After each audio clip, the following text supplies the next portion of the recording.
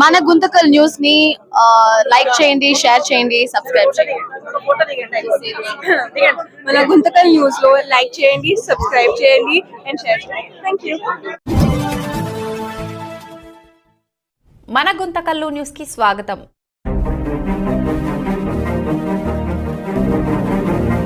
Media పెద్దలందరికీ నా యొక్క నమస్కారాలు.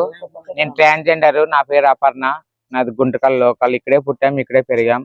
అనంతపురానికి చెందిన ఆసిఫ్ ట్రాన్స్జెండర్ కాదు, ఒక అబ్బాయి మాపై దౌర్జన్యంగా చేస్తూ మిమ్మల్ని చంపుతాం, నరకుతాం, మిమ్మల్ని నెల నెల మాకి డబ్బు కట్టాలా, మీరు కట్టుకోకుంటే మా గ్యాంగ్ లో చేరి మాకు నెలకింత, రోజుకింత, వారానికింత డబ్బులు కట్టాలా, మా ఊర్లో మమ్మల్ని అడుక్కోకున్నట్ల మాపై మొగోళ్ళని పంపిస్తున్నారు, రౌడీల్ని పంపించి మమ్మల్ని చంపుతాం, నరకుతాం అని బెదిరిస్తా ఉన్నాడు.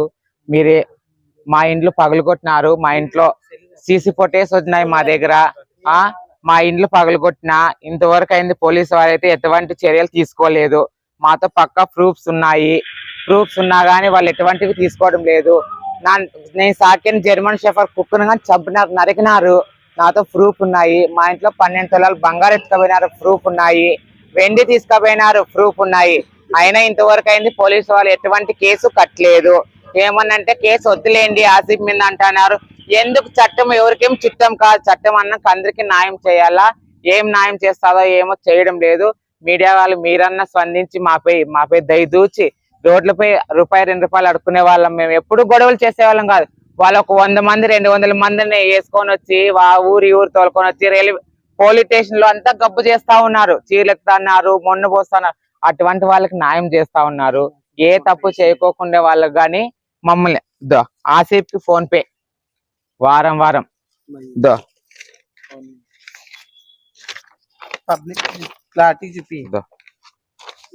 ఫోన్ పే వెయ్యాల, వేయకోకుండా అనంతపురం పిలంపించి అనంతపురంలో కొట్టేస్తాడు.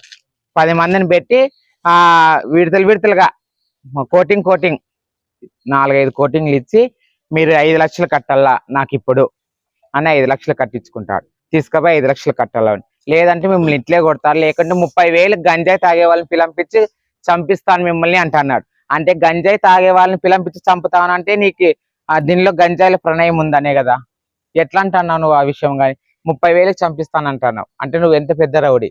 నీతో ఎంతమంది ఉన్నారు గుండాలు, రౌడీ సీటర్లు? వాళ్ళన్నా రౌడీ సీటర్ మాట వెళ్తే వాళ్ళని తీసుకొని వస్తారు. 100 మందిని వస్తున్నాం రా మీ ఊరు కానీ వీడియోలు చేసి మాకు పెడతా ఉన్నారు, ఫోన్లు చేసి టార్చర్ చేస్తున్నారు. మాకు వీడియో చూపించండి. ఇటువంటి సమస్యలు మా ప్రాణానికి చాలా భయం ఉందండి. మేమంతా గుంటకల్ దోనముక్కల రోడ్ అండి. మా ఇంటికి వచ్చారండి, మా ఇంటికి వచ్చి 3 నెలల కిందటండి నేను రిమైండ్ పంపించారండి నన్ను. వాళ్ళు ప్లానింగ్ గా చేసి ఆ రోజు నేను ఒక్కదాన్ని ఉన్నానని నన్ను రిమైండ్ పంపించినారు సార్. వాళ్ళు రిమైండ్ పోయాను, నేను 3 నెలలు రిమైండ్ పోయి వచ్చిన తర్వాత కేసు కట్టండి అంటే కట్టడం లేదు సార్. నా దాంట్లో ఇంత బంగారు పోయింది, నాతో ప్రూఫ్ ఉంది, బిల్లు ఉంది, ప్రతి ఒక్కటి ఉంది.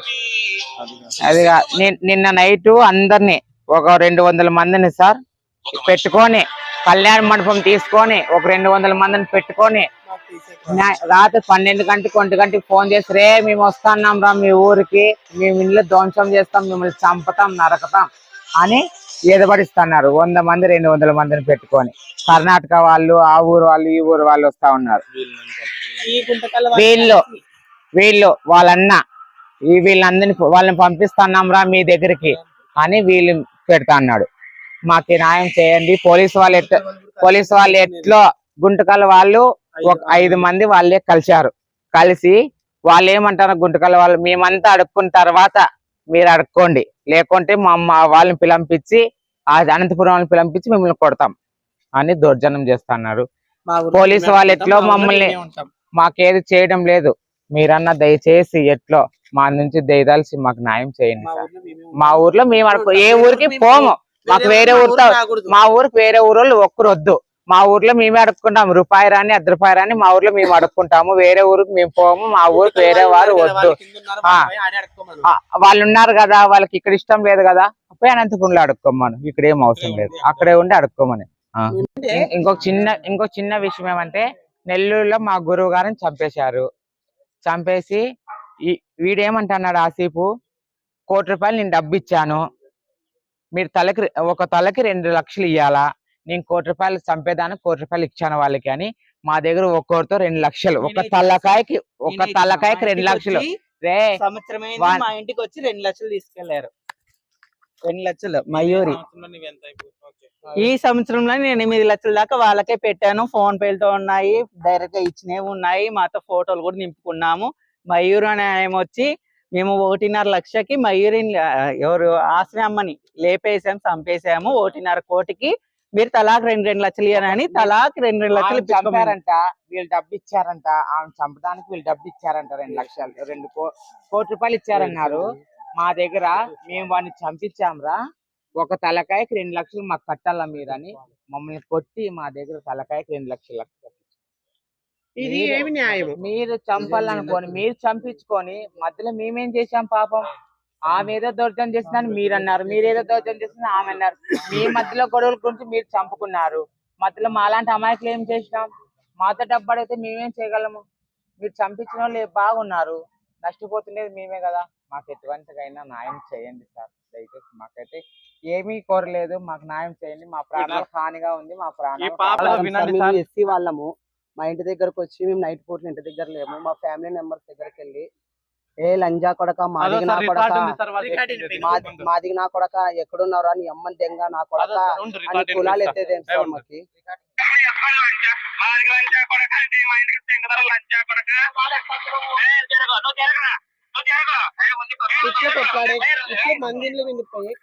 ఇట్లా నేను ఇంట్లో ఫ్యామిలీ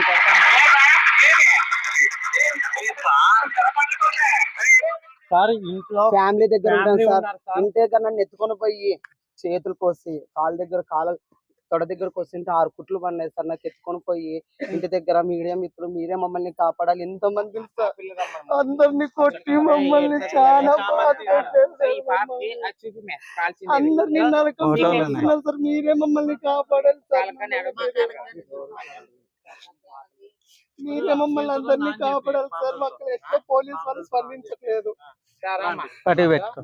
పెద్దవాళ్ళందరికీ నమస్కారం అయ్యా. నాకైతే చాలా అన్యాయం అయిపోయింది. నేనైతే ఒంటరిగా ఉంటా, ఫ్యామిలీలోనే భిక్షాటం చేసుకుంటా అంటాను. నేనైతే రాత్రి పిల్లలందరూ పడుకున్నాము చేస్తున్నాం, రాత్రి 1 గంటకి మీలాంటి వాళ్ళు మగవాళ్ళతోనే కమ్మలు ముక్కరాలన్నీ కుట్టించుకొని నైటీలు వేసుకొని గడ్డాలు కోసుకొని గంజాయి తాగి అంతా మొత్తం వచ్చేసి నా ఇంటి మీద దాడి చేశారు. మమ్మల్ని పక్కన కూర్చిపెట్టి మా ఇంట్లో బీరువాలు మొత్తం బంగారు గింగారు డబ్బులతో సుద్ధ మొత్తం మంది. మా అమ్మ ముస్లిం, ఆమె ఉంటే ఆమెని కొట్టి దాంట్లో సింపులే కేసేసిపోయినారు సార్. ఏం చెప్పాలా? పోలీసు వాళ్ళని పిలుచుకొని వచ్చి ఇది చేస్తే పోలీసు వాళ్ళు సిఐ సార్ ఎస్ఐ సార్ వస్తే వాళ్ళని ఇది చేసుకుని గన్ను తీసుకొని కాల్సేకి వస్తే చంపుతారా మీరు నా యాత్రలు కూడా పీక్కోలేరని వాళ్ళు వేసి బట్టలు నిలబడి ఇట్లా ఎత్తుకొని నిలబడేసేస్తున్నారు. వాళ్ళని ఏమీ మాట్లాడేకైతే వాళ్ళే వెనక్కి జగ్గినారు. మా లాంటి వాళ్ళు మేము ఏం చేయాలి?